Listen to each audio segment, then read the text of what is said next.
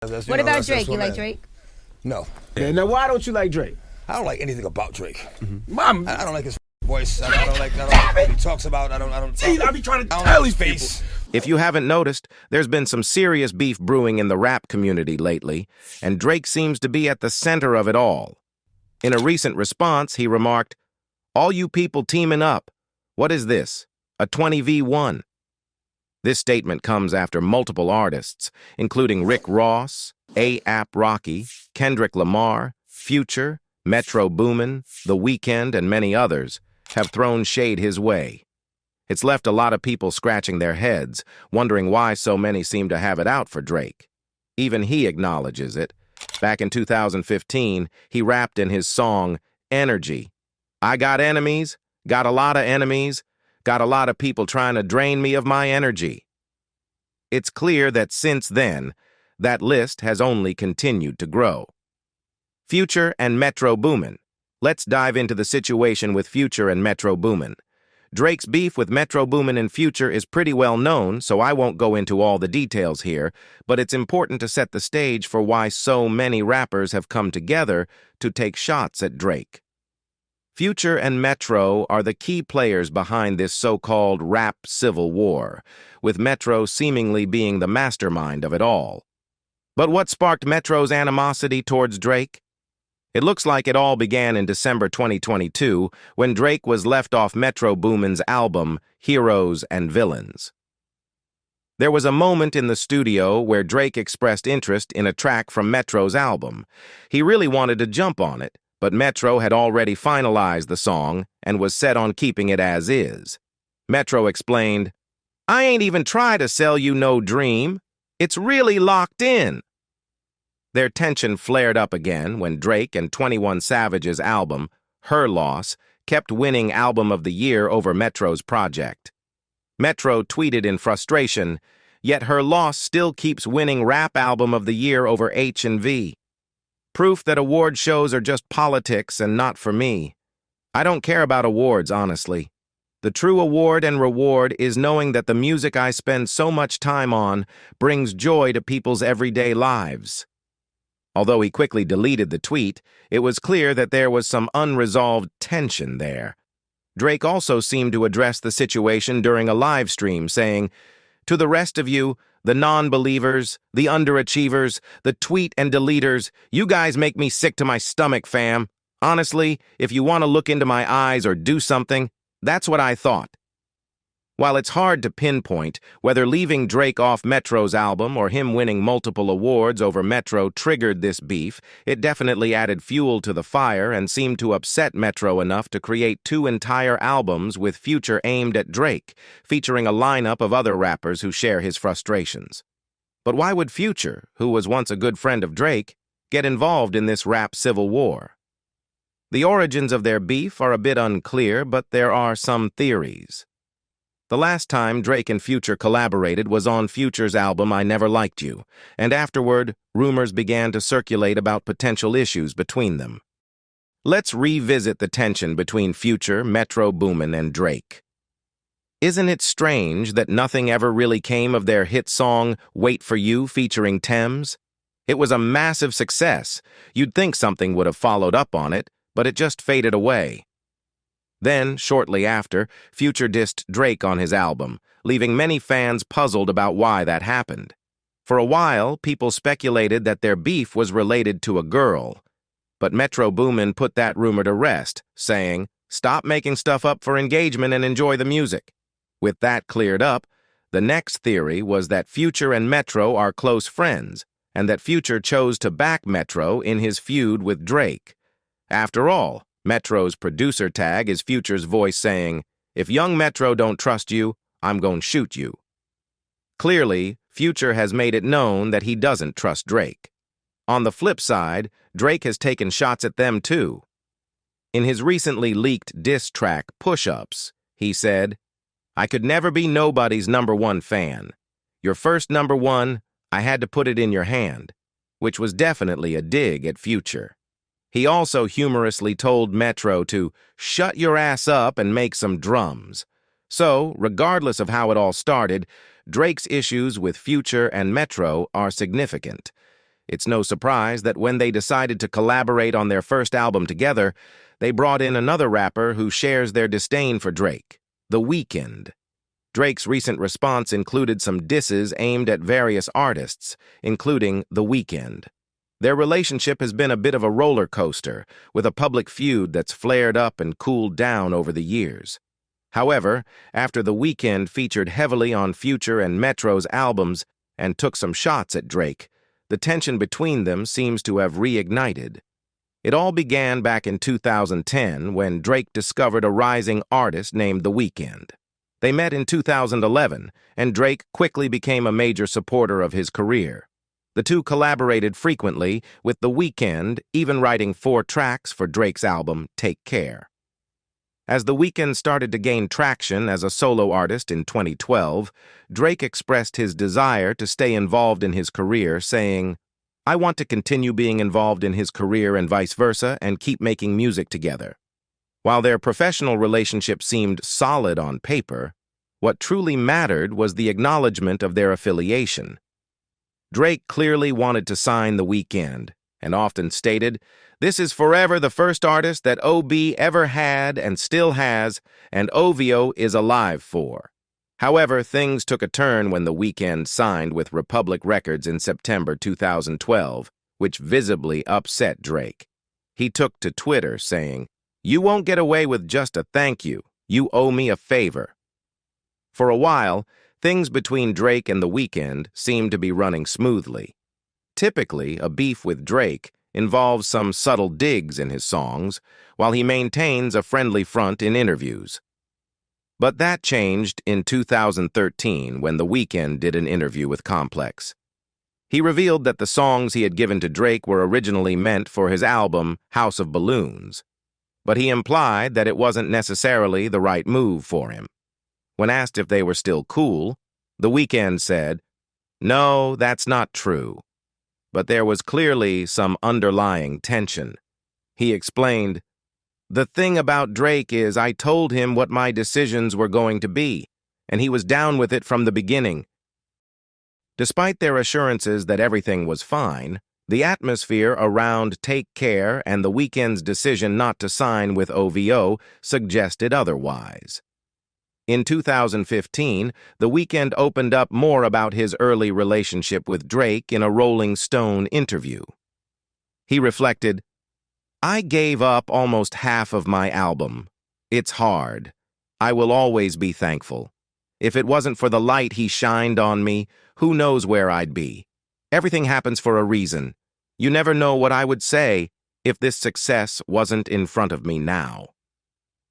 Even though The Weeknd wasn't entirely thrilled about giving some of his songs to Drake, he could still appreciate the significant boost Drake provided to his career.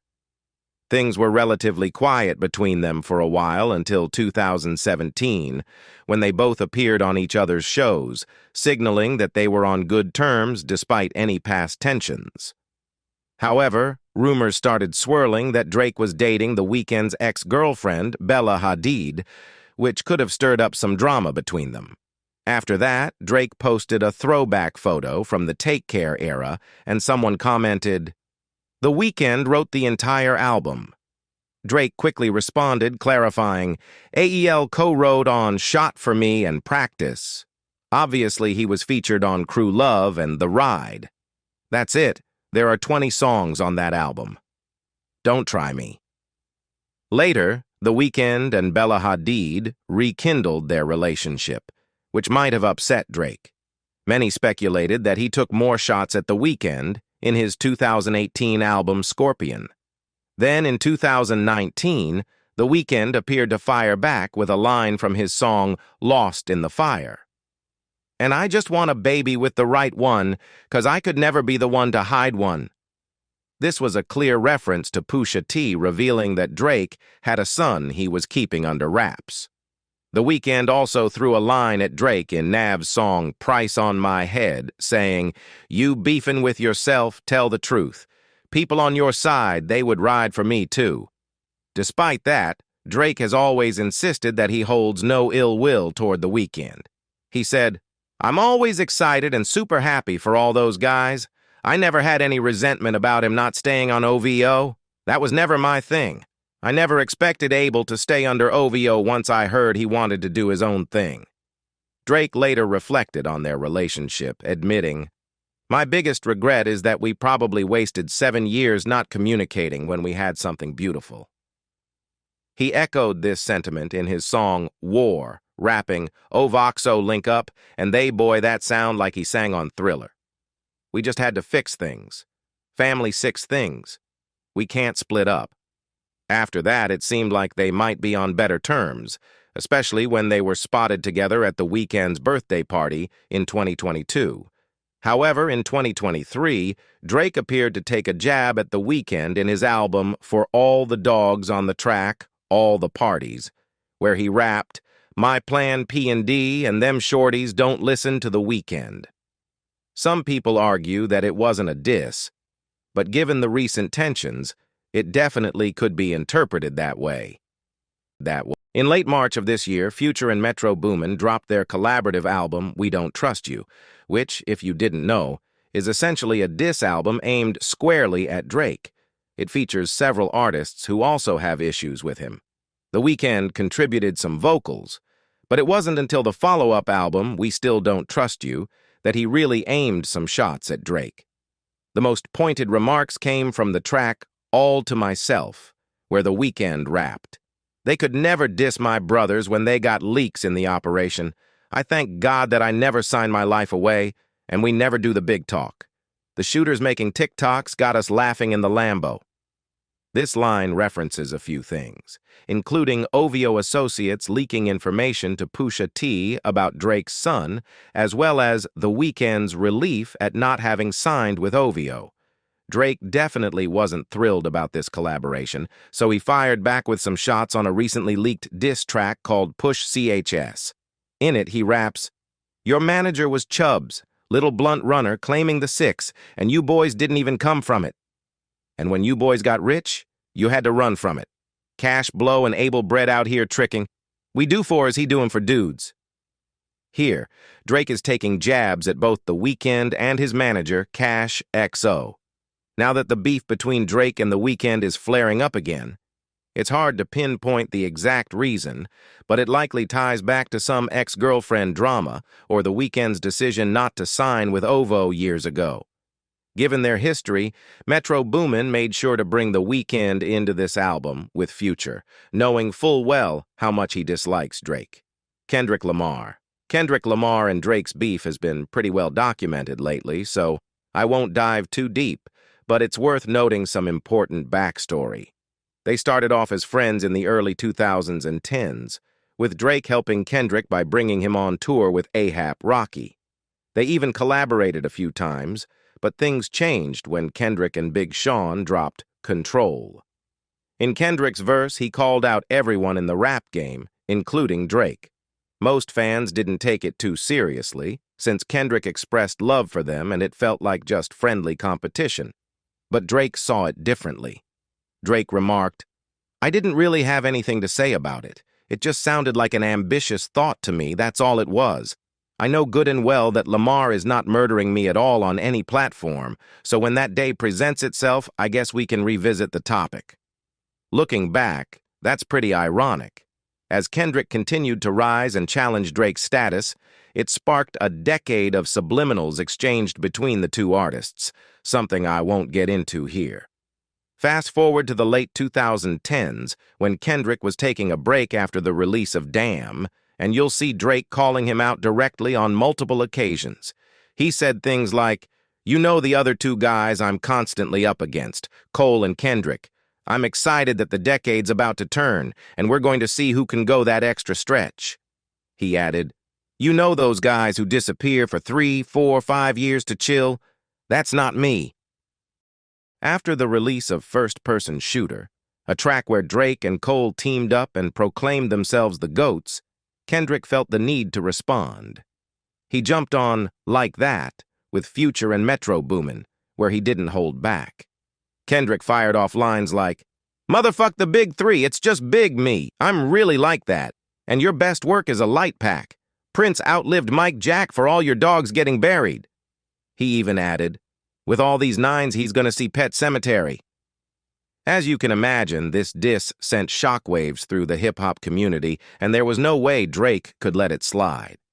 He fired back on a leaked diss track called Push-Ups, where most of the bars were aimed at Kendrick, but he also threw shots at others who dissed him.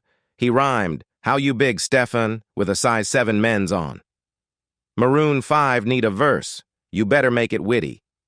Then he added, "We need a verse for all the Swifties," among other lines.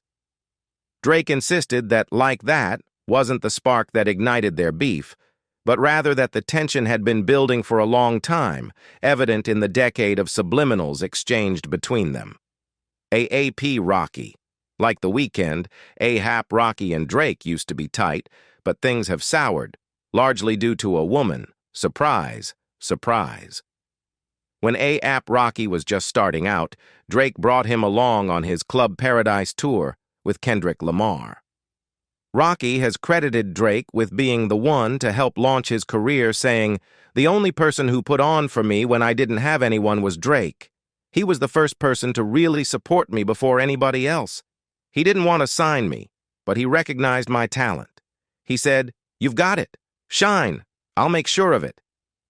I will forever owe Drake." They collaborated on tracks like Effer and Problems, and had a solid friendship for a while. But as many of you probably know, Drake had a major crush on Rihanna. They dated briefly in 2009 and then again in 2014, although Rihanna denied both of those relationships. It really seemed like Drake was obsessed with her, especially when he gave a heartfelt speech about her at the VMAs. He said, "But most of all, we love the woman who hasn't changed since day one. She's someone I've been in love with since I was 22 years old. She's one of my best friends in the world. All my adult life, I've looked up to her, even though she's younger than me. She's a living, breathing legend in our industry." Around this time, it seems they even kissed on stage, but there was a love triangle brewing. A$AP Rocky and Rihanna first met in 2011 and collaborated for the first time in 2012. He also toured with her in 2013, but their relationship took a turn when they were spotted hanging out more frequently in 2018 and 2019. By 2020, rumors swirled that they were officially dating after Rihanna had split from her previous boyfriend. Fast forward to 2022, and the couple welcomed their first child together, followed by another in 2023.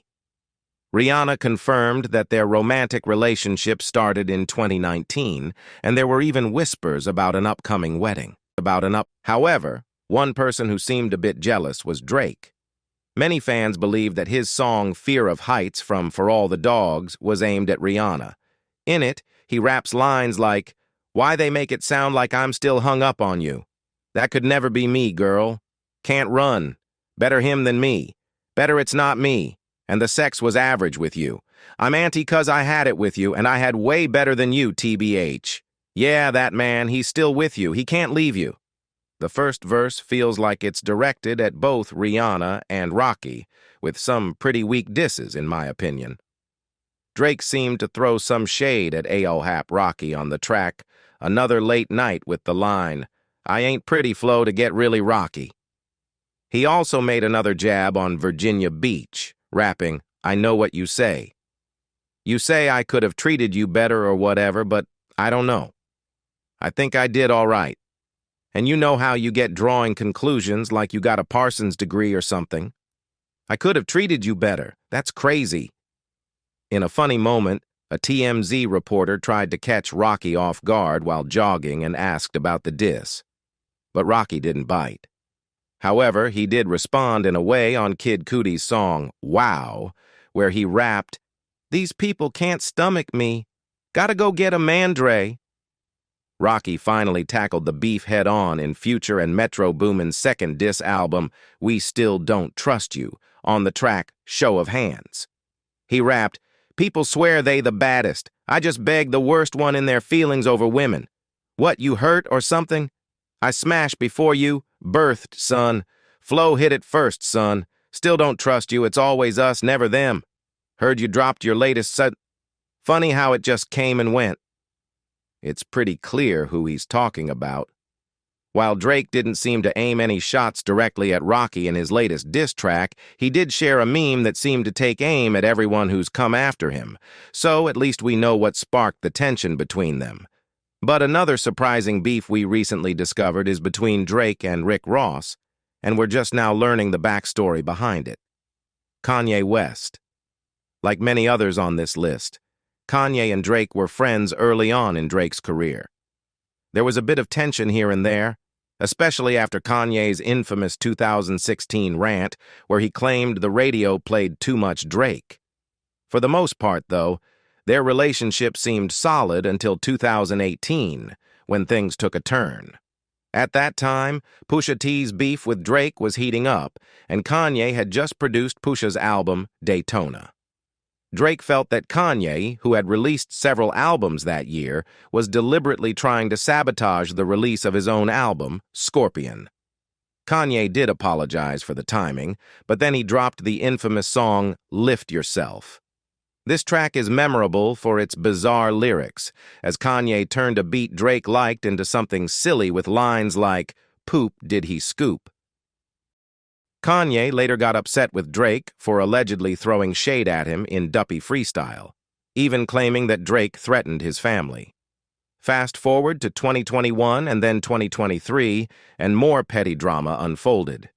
In 2023, Drake sampled Kim Kardashian, Kanye's ex-wife, on his track Search and Rescue. There have been tons of rumors about Drake and Kim dating, though nothing's been confirmed. Fans have spotted Kim at some of Drake's shows and theorized that some of his lyrics might be about her, which probably didn't sit well with Kanye. Over the years, Drake has dropped plenty of subliminal shots, while Kanye has gone on numerous rants about him.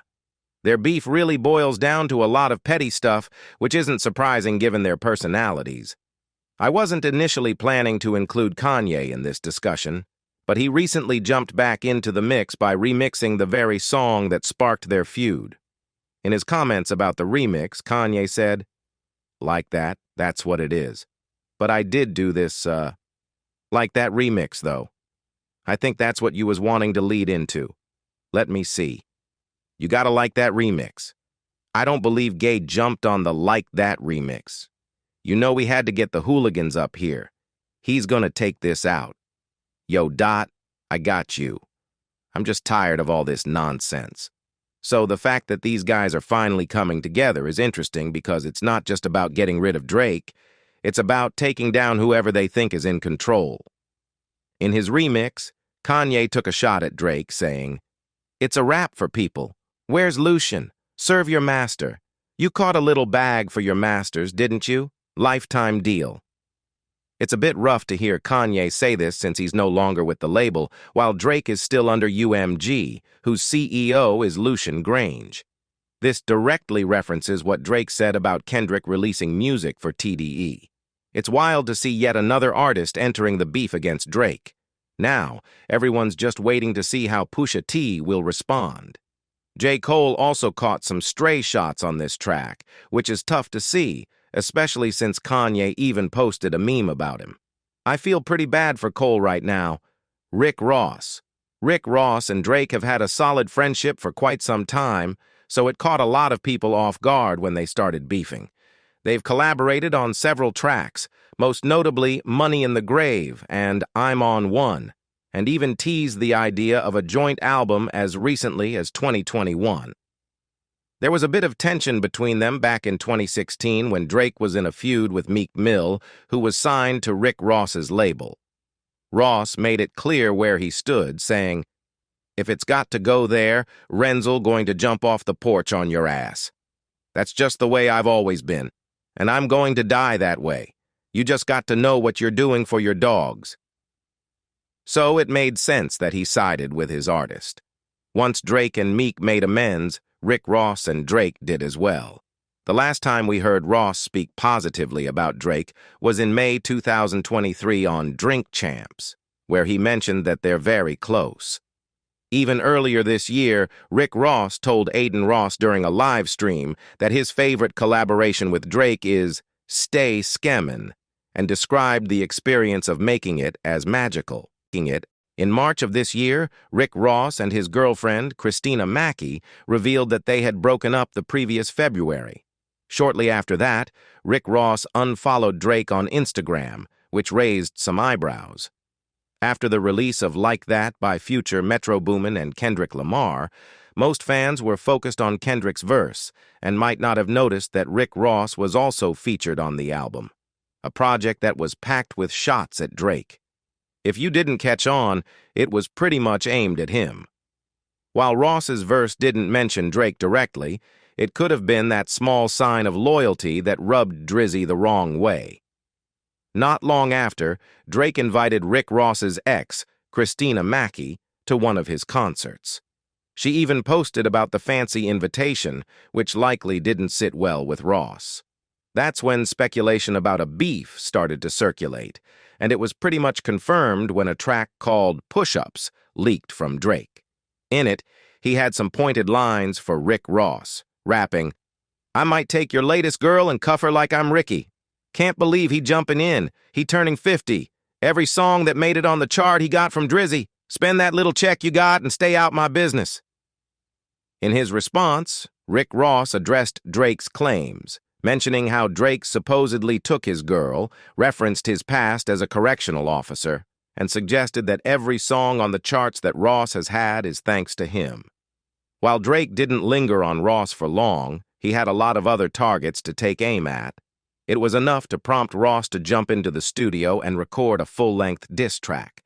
He fired back with lines like, "Ghostwriters, they get to floss." What you could have had? Record label taking a loss. Are you in your bag? You a worker wanting to chart? Don't make me laugh.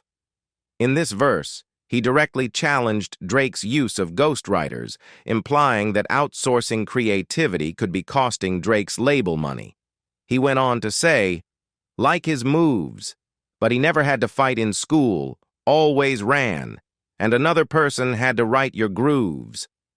In those lines, he called Drake soft, questioning his authenticity and suggesting he doesn't live the lifestyle he portrays. Ross also accused Drake of simply copying his flow from Lil Wayne, adding, "Another white boy at the park wanna hang with the crew." In the hook, he criticized Drake for leaking the diss track instead of confronting him directly. One of the most intriguing moments in Rick Ross's diss track was in the outro, where he accused Drake of wanting to be white, even going so far as to suggest that he had nose surgery to make his nose smaller than his dad's. This accusation caught Drake off guard, prompting his mom to reach out and ask, "The internet is saying you got a nose job." In response, Drake fired back, saying, "It's coming from Rick Ross, the guy I did songs with. He's gone loopy off the moon arrow. He hasn't eaten in days, and it's turned him angry and racist. He's performing at proms for money. It's bad. Don't worry, we'll handle it." He even tagged Ross in the post, calling him one nosy goof. Ross then revealed that he unfollowed Drake because he sent a cease and desist to French Montana, which shed light on the origins of their beef. There had been speculation that the song Splash Brothers from French Montana's Mac and Cheese 5 was originally meant to feature Drake, following a leak. Right now, there's a version of the song out with Rick Ross and Lil Wayne, but no version with Drake.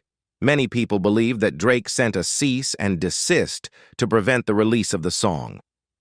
While we don't have all the details, Rick Ross's claim seems credible since French Montana hasn't commented on the situation. It's likely that this is the reason behind Rick Ross's beef with Drake. They've also been going back and forth on Instagram, exchanging banter about who has the bigger mansion, typical rich people arguments that I can't really relate to. While it doesn't add much to the beef itself, it shows that Drake doesn't take Ross seriously enough to respond to him in his music anymore. That said, there are still a few other artists that fans think might have some issues with Drake right now.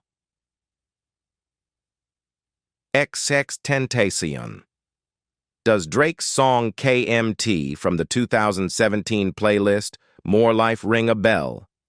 The late rapper XXXTentacion once claimed in a now-deleted post on X that the song borrowed his flow from his breakout hit Look at Me. He tweeted, "I'm not the first N he bit, nor will I be the last," and added, "I'm not gonna Twitter rap with NS for stealing my flow. I slap NS, don't come to Florida." At the time, XXXTentacion was gaining traction in the industry, and he discussed the situation further in a March 2017 interview with Miami radio station 103.5 The Beat. He mentioned that Drake had shown interest in him before KMT and said he would reach out to his team, but that never happened. Instead, X accused Drake of taking his rap style. "He's not a man. I think he's a BH. That's a BH move," he stated during the interview. In response, Drake denied copying XXXTentacion's style in an interview with DJ Semtex on OVO Radio. While he acknowledged that he could understand why people would see a comparison, he insisted he wouldn't steal from anyone, especially at this point in his career. "I'm not a S person like that," he asserted. DMX. Give DMX a microphone, and you know he's going to say something unforgettable. That was definitely the case during a 2012 episode of Rap Fix Live. While sharing his thoughts on the current crop of rappers, he didn't hold back when it came to Drake, likening him to a washing machine. "He has talent, but it gets kind of redundant for me. It's pretty much the same all the time, and honestly, it's just an annoying sound," he remarked before making a whirring noise. DMX went on to express his frustration with Drake over his involvement in a posthumous Aaliyah album. He felt that Drake was taking control of the project without working with artists who had collaborated with Aaliyah during her life, like Missy Elliott and Timbaland. Having worked with Aaliyah in music and film before her tragic passing in 2001, DMX was particularly passionate about this issue and criticized Drake's appearance on the album's lead single, Enough Said. Enough. How do you disregard what she accomplished? What this beautiful angel did and just say, "Oh, okay, I'm going to take it for myself because I'm hot right now," he questioned rhetorically. "How do you just go there with it? Your BS ain't that big, son." Ultimately, Drake decided to back out of the project, though he didn't specify the exact reasons. "I think the press got out of hand. They maybe had a different vision for it," he told interviewer Elliot Wilson. "It was great. It sounded really good." Soulja Boy. Soulja Boy has had his fair share of wild moments, but nothing beats his 2019 interview on The Breakfast Club. During this memorable chat, he claimed to be a major influence on Drake, passionately declaring into the microphone that he's responsible for the artist Drake has become. "Stop playing with me like I ain't teach Drake everything he knows. Y'all ain't heard Drake on his first song, Miss Me? That's all me," he shouted, comparing the 2010 track to his own 2007 hit, What's Hannin'? He went on, "That's my bar. He copied my whole full-in flow. Don't act like I didn't make Drake. Don't do that."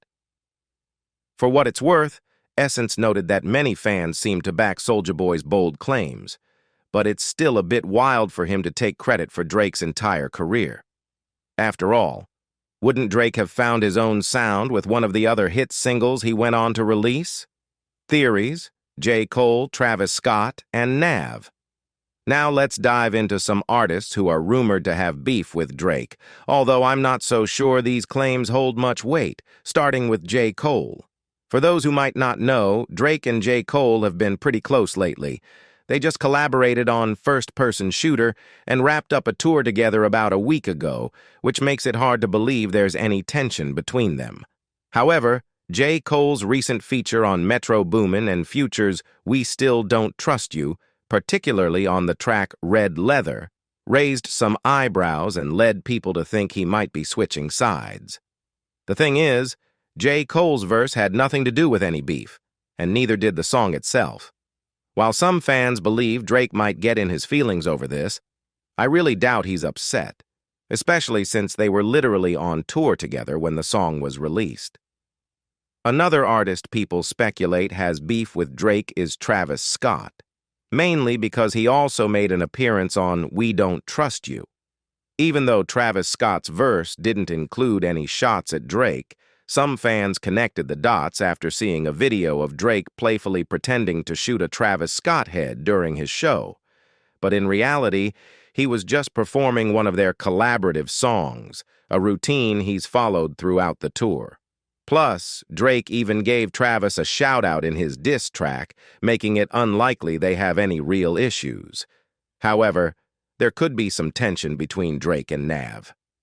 After Rick Ross unfollowed Drake following the release of Like That, Nav did the same.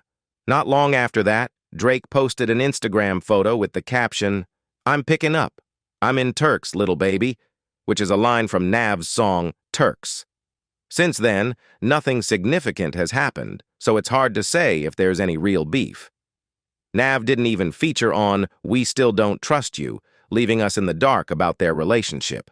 What is clear, though, is that Drake has ruffled quite a few feathers in the industry, and I'm curious to see how everything unfolds. What do you think?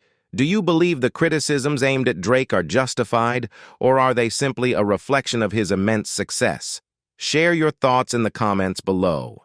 And if you enjoyed this deep dive into the dynamics of Drake's career and want to stay updated on why everybody seems to hate Drake, make sure to like and subscribe for more intriguing content.